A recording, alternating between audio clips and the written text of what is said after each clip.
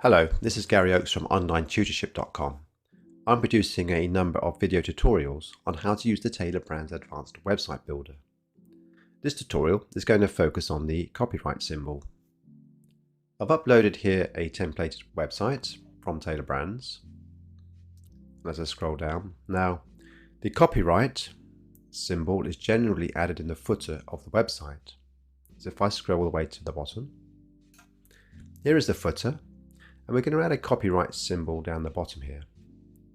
The way to do this, if I go to row, and I just say add a row below, I now have an empty row here. The copyright symbol is added via widgets.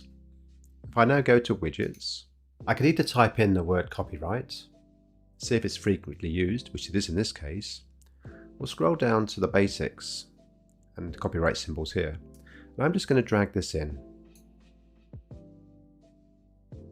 You can see already it's now appeared.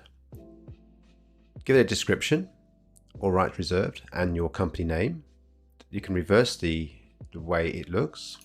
I'm going to keep it this way. In fact, I'm going to reverse it. You can also then change the design of this. If you go into design, you can change the font type, the size, the color. White is the right color in this particular case. You can have it bold, underline, italics. You can have it aligned in the center, to the right or to the left. And you can add some spacing. And that's basically it for the copyright symbol. If I now preview the website, we can see it at the bottom here.